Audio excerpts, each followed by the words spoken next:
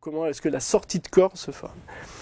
Il y a une sorte de basculement vers l'avant, comme si une partie de moi, une partie subtile de moi, se décalait légèrement vers l'avant de mon corps. À partir de là, il y a un flash lumineux qui m'emmène en fait dans le lieu où je dois me trouver, enfin où la sortie doit se faire. Dans cet état-là, il y a vraiment cette impression d'être tout, comme si tout était information et toutes ces informations étaient moi.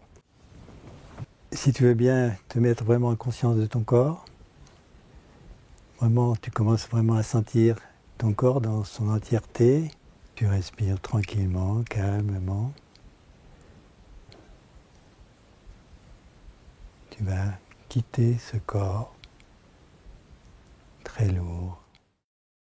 Salut à tous, on se retrouve pour une nouvelle rencontre. On est à Genève, à l'Institut des sciences noétiques, où nous attend Nicolas Fraisse, qui pratique des expériences incroyables de sortie de corps, et de l'équipe scientifique qui travaille sur le sujet depuis 10 ans. Suivez-nous. Sylvie Détiola et Claude-Charles Fourier, scientifiques, psychothérapeutes, l'équilibre yin-yang. Comment s'est passée cette expérience? 10 ans de travail autour des sorties de corps avec une scientifique et un psychothérapeute. C'est l'harmonie des contraires? Effectivement, on a eu un travail très complémentaire. En fait, on s'est rendu compte que pour aborder ce type de phénomène, on ne pouvait pas simplement les étudier de manière très rigoureuse, très scientifique, qu'il fallait tenir compte en fait de la partie plus humaine, plus psychologique, et d'où l'apport de Claude Charles. Alors, rappelons que tu es scientifique de formation. Alors moi, j'ai un doctorat en biologie moléculaire.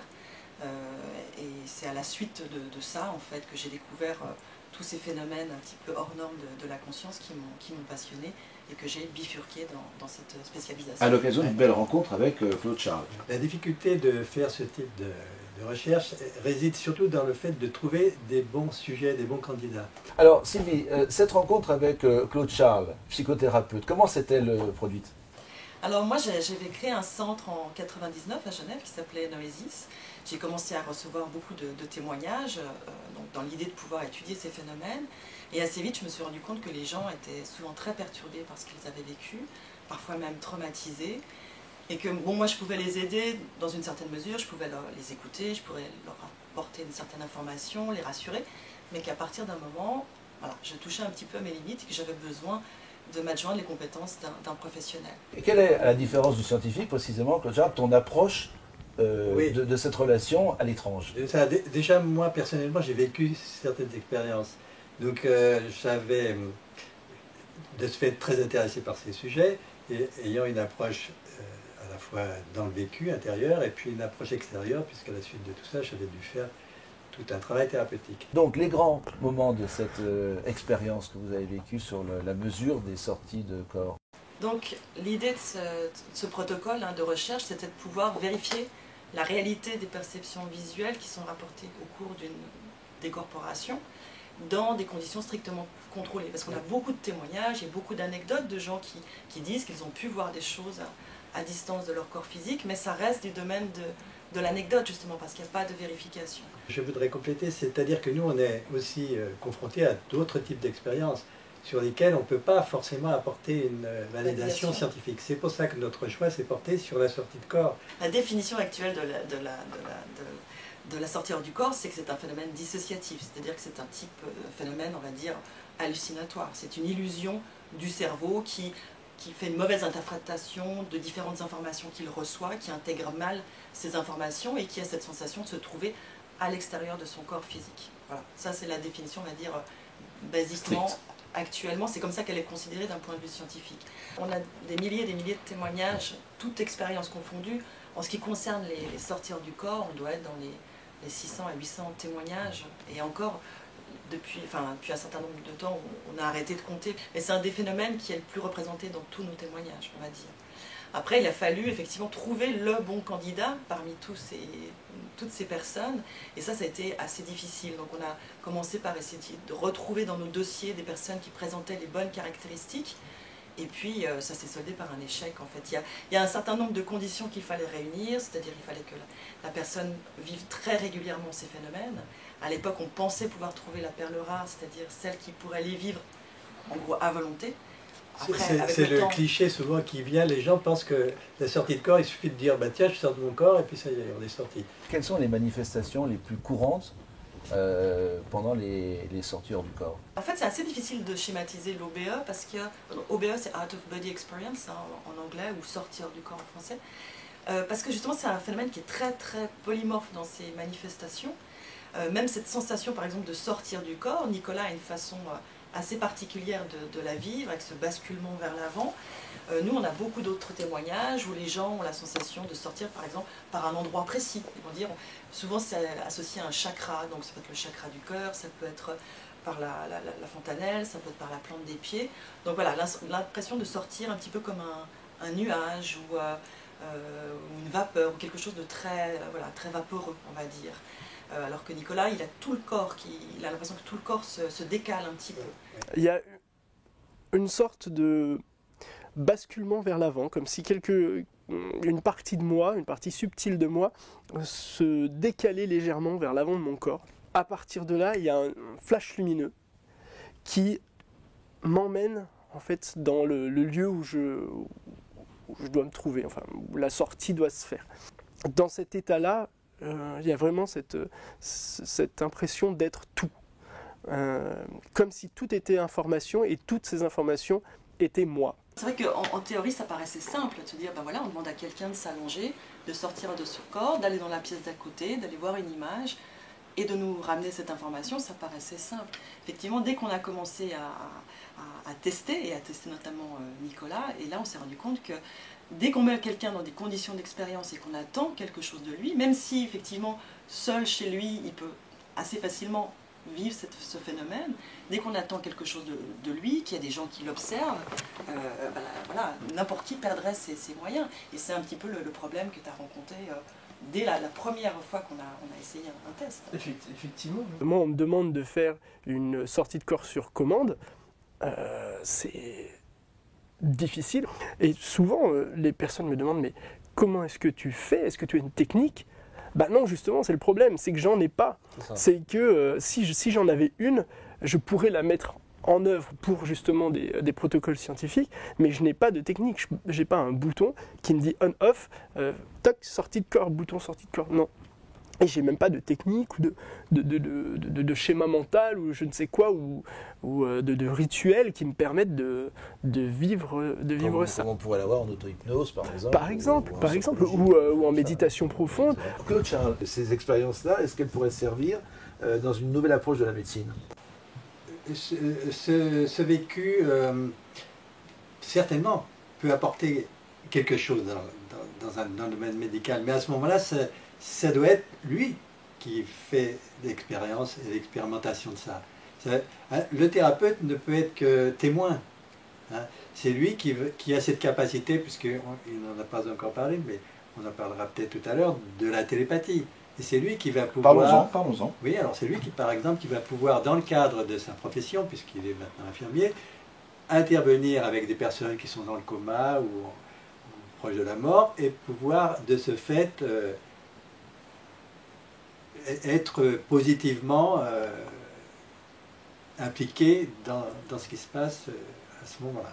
Et d'une façon plus générale, tu suggères donc qu'un patient a des capacités d'auto-guérison qui pourraient être exploitées de la même façon? Alors oui, mais alors là, ça sera un long cheminement, parce que Nicolas, il est déjà tellement loin dans tout ça, mais c'est vrai que, bon, on retombe sur l'effet placebo, là, hein. C'est sûr qu'un patient et on en a la démonstration très souvent, nous, ce serait éthique dans les personnes qui vivent des expériences de mort imminente, et puis qui sont guéris, entre guillemets, plus ou moins miraculeusement. Mais c'est sûr que chaque être humain, en même temps qu'il crée ses problèmes, peut aussi créer la dissolution des problèmes. Ces états modifiés, comme les sorties hors du corps, sont très liés à l'émotionnel. Et que Claude Charles, il a beaucoup aidé Nicolas à comprendre pourquoi certaines expériences le déstabilisaient, qu'est-ce que ça lui disait de lui. En fait, il a fait un vrai travail psychothérapeutique sur ce qui était déclenché à travers les tests et toutes les expériences qui pouvaient être par moments le chambouler, où il y a des expériences, justement, l'expérience du noir, ou des choses qui ont... Qu'est-ce qu'elle lui disait de lui, en fait? Donc il y a eu tout ce travail qui était important. Il a vraiment fait un travail sur la personne, de Nicolas, sans partir déjà dans le niveau holistique, Oui. il l'a aidé à mieux se connaître. Et les phénomènes sont apparus progressivement. Quand on l'a connu, il ne vivait que des sorties hors du corps. Puis le fait de faire ce travail, d'être effectivement plus en confiance, plus sûr de lui, c'est comme s'il y a des petites portes qui se sont ouvertes. Il s'est mis à vivre de la télépathie, la vision à distance.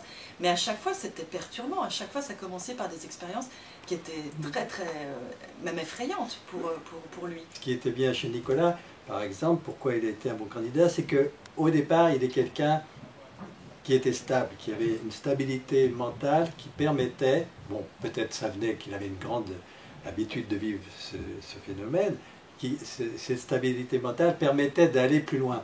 Mais effectivement, elle n'a pas évité non plus qu'à certains moments, il avait lui aussi des choses nouvelles qui arrivaient, pour lesquelles il n'était pas préparé. Mais qui l'ont aidé par le fait de pouvoir les comprendre et les analyser, les dédramatiser, c'était le plus important, à aller plus loin et à accéder encore à autre chose. La fondation qui nous finançait, qui nous avait demandé de monter un projet pour prouver en gros la clairvoyance. Donc le phénomène de clairvoyance, puisque eux avaient eu plusieurs candidats et étaient convaincus du phénomène.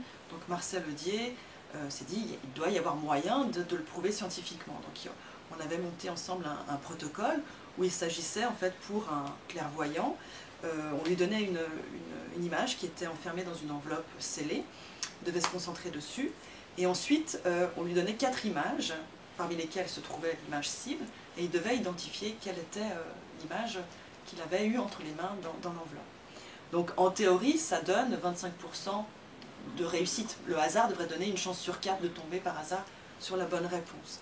Donc on avait testé différentes personnes, et puis qu'on connaissait, hein, on avait dans nos fichiers, on avait un taux qui était autour de 30% de réussite, ce qui était assez bon déjà pour ce type d'expérience, hein, pour les expériences de parapsychologie. C'était déjà pas mal, mais bon, on s'est dit c'est pas comme ça qu'on va révolutionner le monde, donc nous on était un peu perplexes. Sincèrement, on n'avait pas très envie de mener cette expérience, ça nous passionnait moins que les sorties hors du corps. Et puis un jour, on a eu l'idée de proposer l'expérience à Nicolas, puisque Nicolas peut faire beaucoup de choses, donc on s'est dit pourquoi pas le faire avec Nicolas. Et le premier test, eh bien, voilà, Nicolas est arrivé dans cette proportion, à peu près de 30% de réussite. Bon. Alors comme il nous est sympathique et qu'on l'aime bien, on s'est dit bon, on va plutôt continuer de travailler avec lui qu'avec les autres. Et puis, au bout d'un certain temps, enfin assez vite, donc Marcel Audier a voulu qu'on passe à la phase officielle avec huissier. Donc là, on avait 100 séries de 4 images qui étaient préparées, le huissier les tirait au sort, etc. Il y avait toute une procédure. Et donc, on a commencé cette expérience sans trop y croire. On se dit, bon, il faut le faire, on aura 30% de réussite, ça sera déjà pas mal.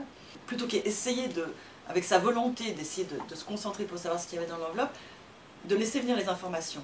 Voilà, parce que Nicolas a aussi d'autres capacités, où des fois ça lui était arrivé d'avoir des informations qui lui venaient comme ça. Et en l'occurrence, Nicolas, comment tu as réagi au protocole? Qu'est-ce que tu as choisi comme technique, entre guillemets, ce jour-là? On n'a même pas choisi, parce qu'en fait, on a fait un test qui a été concluant. Oui, mais on a mis Nicolas dans un contexte dans lequel il était habitué à avoir des résultats. perceptions, des résultats. Et ça paraît même bête parce que on posait l'enveloppe sur une table de soins, de massage, et lui il était assis sur un tabouret. Et c'est comme ça qu'il pouvait avoir des informations. Parce qu'à l'époque, il faisait des soins. À l'époque, en fait, je faisais des soins énergétiques pour des personnes de mon entourage, et puis avec le bouche à oreille, j'en ai fait beaucoup.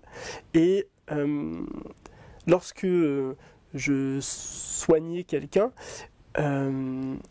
j'étais dans un état second, et pendant lequel je pouvais avoir des informations d'ordre médical, si je puis dire, sur la personne. Je pouvais avoir des renseignements sur son état de santé, et qui me venait comme ça intuitivement. Je ne sais plus qui de Claude Charles ou de Sylvie a eu l'idée de me mettre dans cette condition, sûrement Claude Charles, c'est fait comme si tu faisais un soin à l'enveloppe pour voir si tu as des informations qui te viennent. Et de faire ça, en fait, je me suis senti beaucoup plus à l'aise, parce que c'est ce que j'avais l'habitude de faire. Décris-nous une de ces expériences que tu as faites en imposant, si j'ose dire, tes mains sur, Oui. sur Oui, l'enveloppe. on peut dire ça en imposant les mains sur l'enveloppe. Quand on a commencé ce protocole-là, cette nouvelle recherche, donc j'étais dans cette pièce, seul, avec une table de massage, l'enveloppe dessus, et moi en train d'apposer les mains et simplement m'ouvrir à quelque chose. Et là, me vient intuitivement, comme quelque chose d'intérieur, une idée de musique disco avec un Indien, un type avec un marteau, et puis il y avait 2-3 autres personnes. Et puis, donc, je termine, voilà, je me dis, bon, reste avec cette information-là. Je vais voir Claude Charles et je lui dis, bah voilà, j'ai cru entendre une musique disco, j'ai eu l'impression d'une musique disco, j'ai vu un Indien, machin, qu'est-ce que ça peut être? Et on ouvre l'enveloppe, c'était les Village People, une photo des Village People, comme ça, qui est un type poster. Et là, on s'est dit, tiens, on tient le truc. Et alors, voilà. Et alors, donc, Sylvie, c'est allé beaucoup plus loin et beaucoup plus fort ensuite. Alors après, ce qui s'est passé, donc on a commencé les tests avec cette méthode-là. Donc au début, voilà, ça se passait normalement, effectivement. À chaque fois qu'il imposait les mains, il avait des informations qui pouvaient être ou visuelles, enfin, c'était essentiellement visuel au début, donc qui lui permettait effectivement de faire son choix. Ça avait l'air de jouer, quelque chose d'assez classique.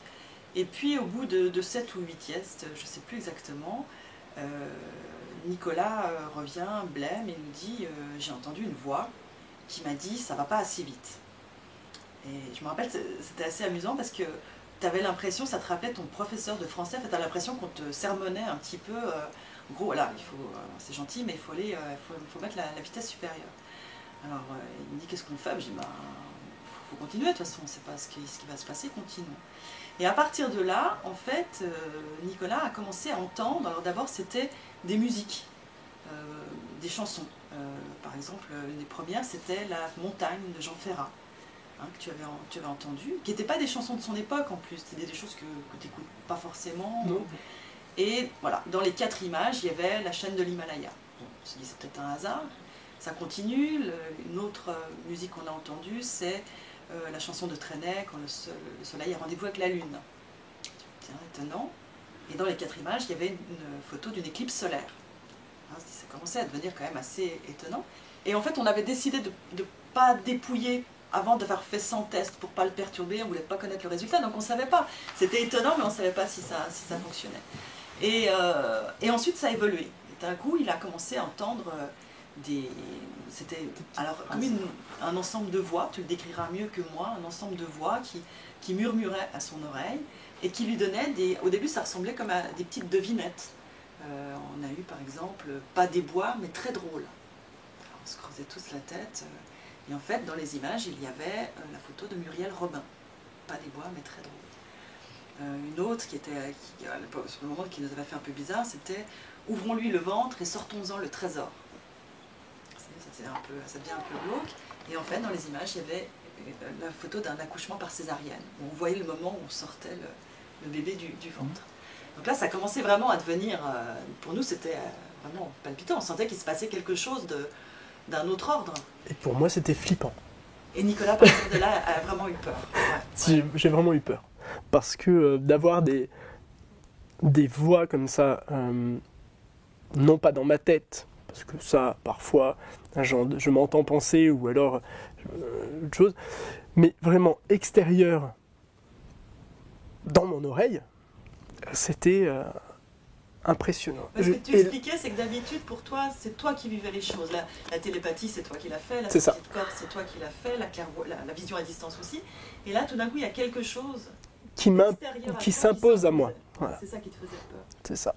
Et du coup, le pire moment, c'est quand j'ai entendu une musique que je ne connaissais pas, ou peut-être que je l'avais, mais en tous les cas, je ne la connaissais pas, j'ai pas de souvenir de cette musique.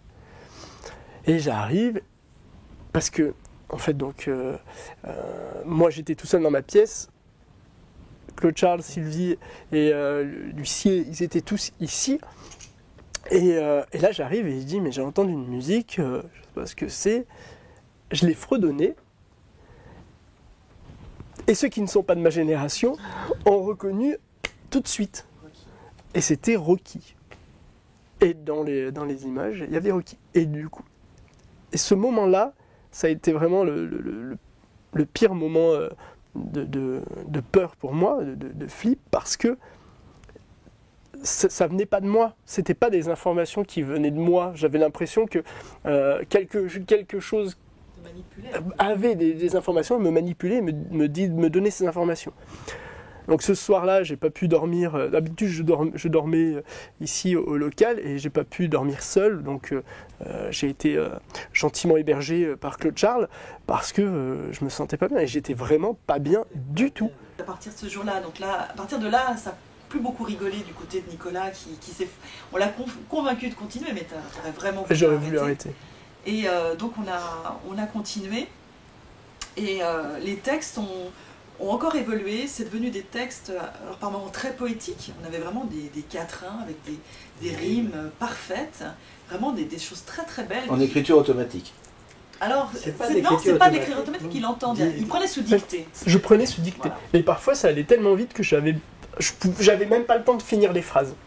Et ça ne répétait pas, forcément, sinon ça aurait été trop simple. Donc il y avait parfois des phrases qui n'étaient pas terminées, ou alors je les écrivais mal parce que j'arrivais pas à capter tous les mots. Voilà. Mais c'était de la dictée. Alors, j'essayais d'écrire le plus rapidement possible.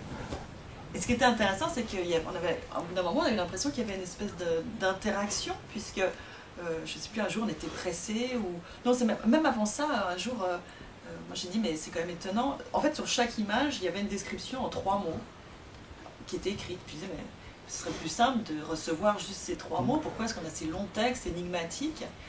Et le test d'après, il reçoit les 3 mots. Il entend serpent de bois. Ah oui. Et là, tu avais justement mal, j'avais mal entendu. Parce que c'était très rapide.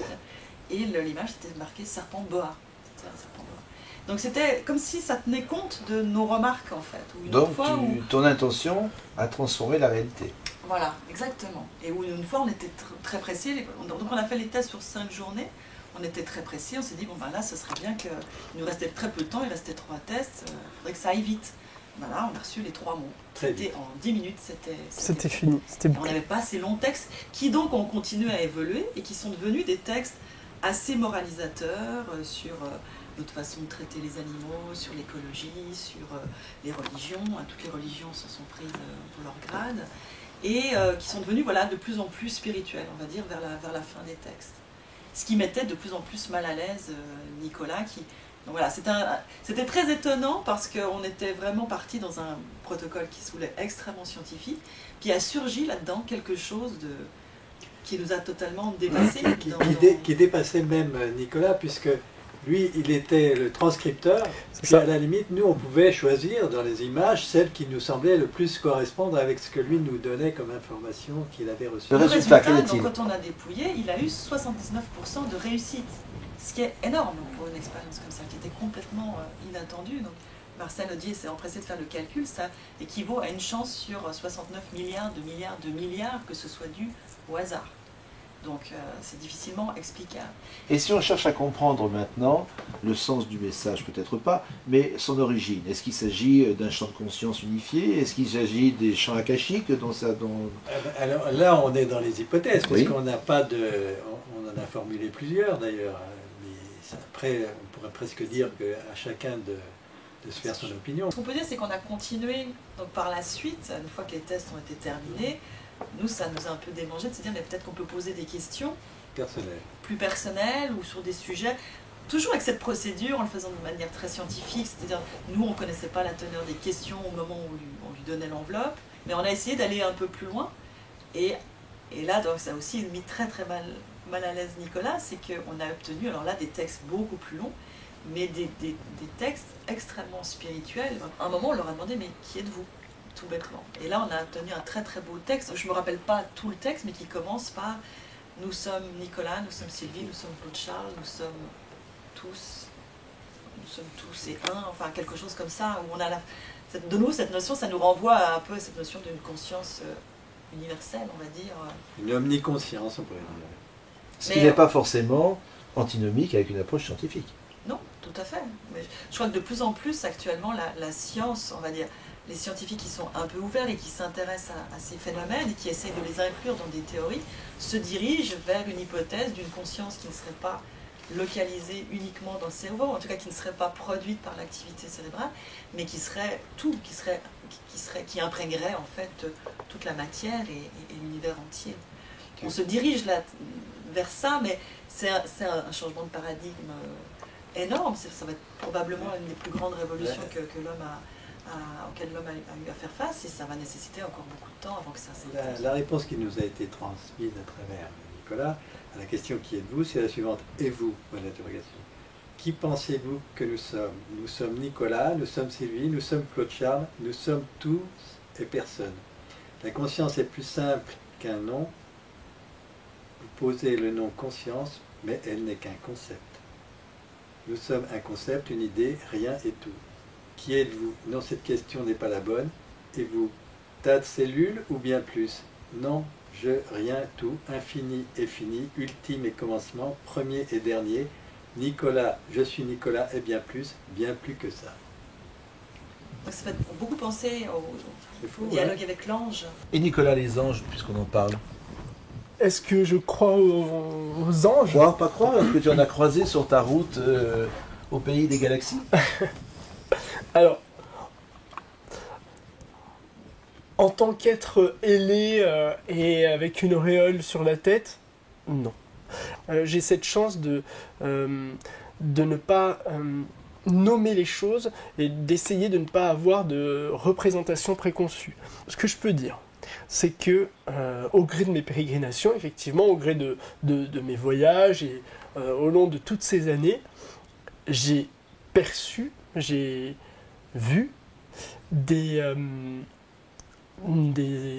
entités qui n'étaient pas corporelles comme nous tous, enfin, pas de chair en tous les cas. Après, est-ce qu'il s'agit d'anges? Est-ce qu'il s'agit de défunts? Est-ce qu'il s'agit de... Je ne sais pas.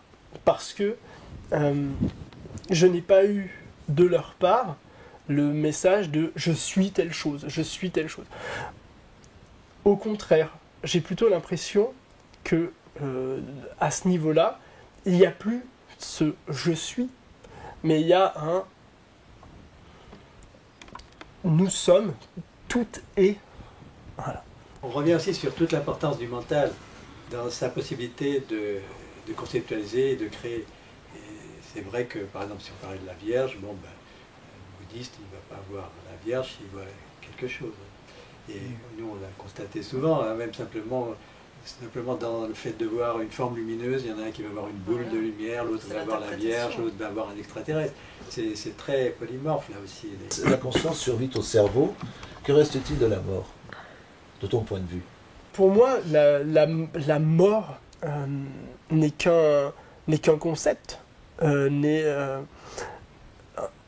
qu'une idée de cette fausse finitude qu'on aurait, parce que au final, quand quelqu'un est mort, qu'on juge mort, bah, il ne l'est pas vraiment. Il y a encore des milliards de cellules dans le corps qui fonctionnent plus ou moins, plus toutes les bactéries qu'on a chacun en nous et sur nous, qui continuent à vivre.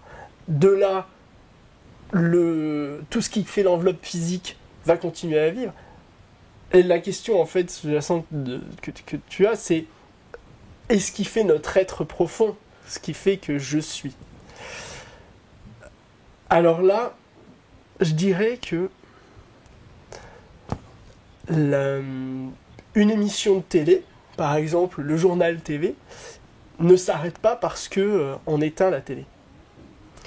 Et pour moi, c'est la même chose. C'est-à-dire que c'est pas parce que mon corps meurt que ma conscience va mourir. Le corps, pour moi, n'est qu'un filtre qui colore une conscience qui est ailleurs. Beau. Et donc, par là même, ce qui faisait le filtre Nicolas, oui, va disparaître. Ce filtre-là va disparaître. Mais il restera la conscience. Alors, est-ce que c'est la conscience Nicolas ? Je ne pense pas. Je pense que c'est plutôt la conscience qui reste. Et peut-être quelques bribes de souvenirs qui flottent par-ci par-là et que certains peuvent percevoir comme des défunts ou des choses comme ça. Et alors en conclusion, le prochain chantier que tu aimerais toi explorer, la prochaine expérience que tu aimerais vivre, fort de toutes ces certitudes que tu as maintenant sur la relativité des choses. Oui. Alors moi, personnellement, ce que j'aimerais vivre comme nouvelle expérience, ça serait des choses paradoxalement un peu plus matérielles. J'aimerais pouvoir faire de la télékinésie, j'aimerais pouvoir me déplacer corporellement quelque part. Et tu sens que c'est possible, ça? Pour moi, rien n'est impossible. Maintenant, on se retrouve sur le parvis de l'église François de Sales, à Genève, toujours, parce que Nico, tu souhaitais venir, te baigner dans cette énergie particulière. Oui, c'est important pour deux raisons, parce qu'en fait, déjà, c'est l'église qui se trouve juste en face du centre de recherche, et lors de plusieurs séances de sortie de corps, je me suis retrouvé dans cette église. Donc ma conscience s'est retrouvée dans cette église. La première fois où je suis venu, ce qui m'a frappé, c'est que j'ai vu quelque chose que je n'ai pas su déchiffrer tout de suite, des lettres qui me semblaient être faites en mosaïque. Il y avait un E, il y avait un X, il y avait tout un tas de lettres comme ça que je n'arrivais pas à comprendre.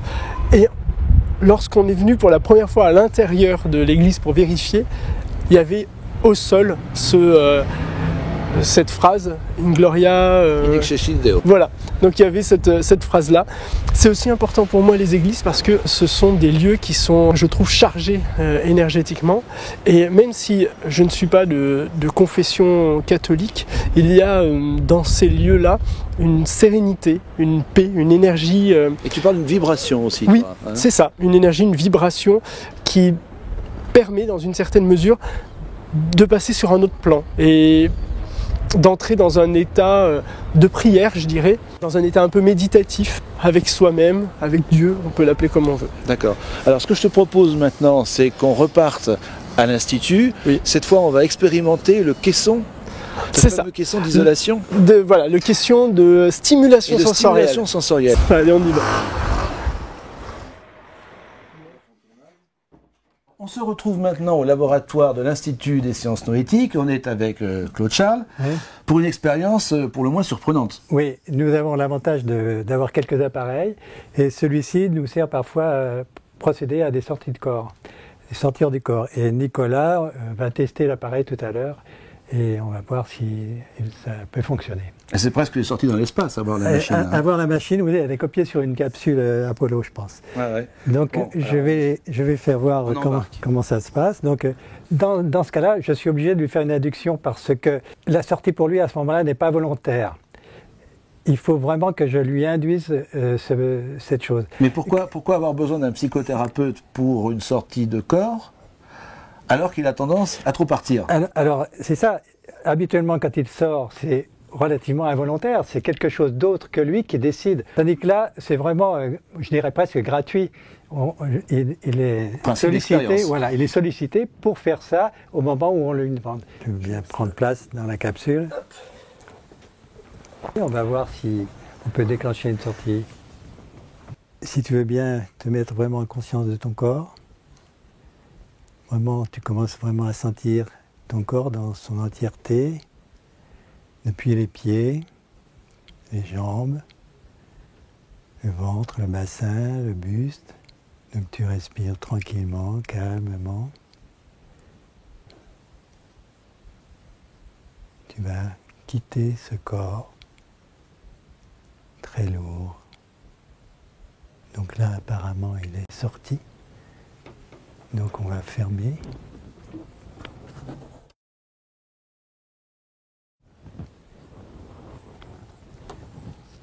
Ça va? Ça s'est bien passé? Alors Nico, ce voyage, Bien, je suis parti rapidement et je suis allé directement à Lyon parce que je m'inquiétais un petit peu pour mon homme. Et donc du coup, je suis allé voir ce qui se passait à la maison. Et donc? Et donc il y est et il est en train de préparer alors, très certainement une brioche ou quelque chose comme ça dans le robot. Donc il est en train de s'occuper de la cuisine. Donc ça a été un peu express. J'ai pas eu l'impression de partir longtemps. Donc tu sais ce qui t'attend ce soir au dîner ou demain au petit déjeuner, c'est ça? C'est ça. Bon, très bien.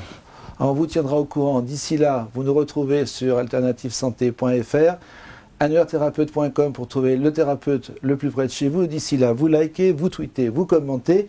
Et avec Nico, le livre de Sylvie et de Claude Charles, vous partagez. On vous embrasse. Salut!